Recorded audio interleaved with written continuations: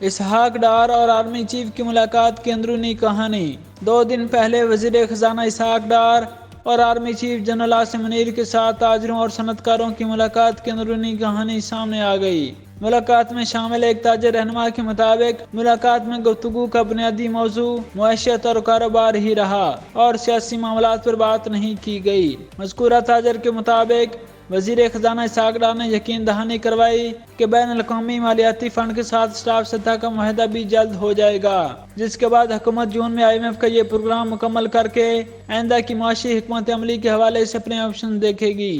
دوسری طرف عسکری قیادت نے بھی دو ٹوک پیغام دیا ہے کہ فوج کسی صورت سیاست میں مداخلت نہیں کرے گی، سیاستدان اپنے معاملات خود حل کریں گے۔ عمران خان اور دوسری سیاسی قیادت کو مل بیٹھ کر سیاسی معاملات حل کرنا ہوں گے۔ اس تفصیلی ملاقات میں شامل تاجر رہنما نے بتایا کہ ملاقات میں ملک کی معاشی اور سیاسی صورتحال بارے تفصیلی تبادلہ خیال ہوا ہے۔ البتہ موضوع کا محور ملک کی معاشی صورتحال رہی اور ملک کی معیشت میں بہتری بارے اعتماد کا اظہار کیا گیا۔ تاجروں کو بتایا گیا کہ IMF کے ساتھ ساتھ دوست ممالک خاص کر چین اور عرب ممالک پاکستان کی مدد کریں گے۔ چین اور عرب ممالک پاکستان کے زرعی شعبے میں اور انفارمیشن ٹیکنالوجی کے شعبے میں بڑی سرمایہ کاری کریں گے۔ اس کے علاوہ پورٹ فولیو انویسٹمنٹ بھی متوقع ہے۔ اجلاس میں وزیر خزانہ کی جانب سے تاجر برادری کو مستقبل کی معاشی توقعات کے حوالے سے اعداد و شمار کے بارے میں بتایا گیا کہ امید ہے کہ اقتصادی اشاریے بہتر ہوں گے۔ ذرائع کے مطابق آرمی چیف نے بزنس کمیونٹی کو پیغام دیا کہ مسائل ضرور ہیں مگر پاکستان میں سب برا نہیں ہے، مل کر ملک کو مسائل سے نکالیں گے اور آخر تک لڑیں گے۔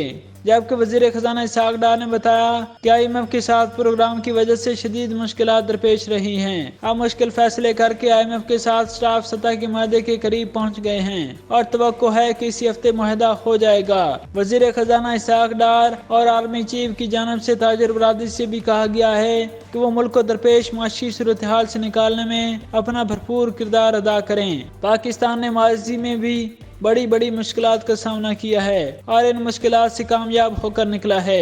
انشاءاللہ ہم اس مشکل سے بھی نکل جائیں گے۔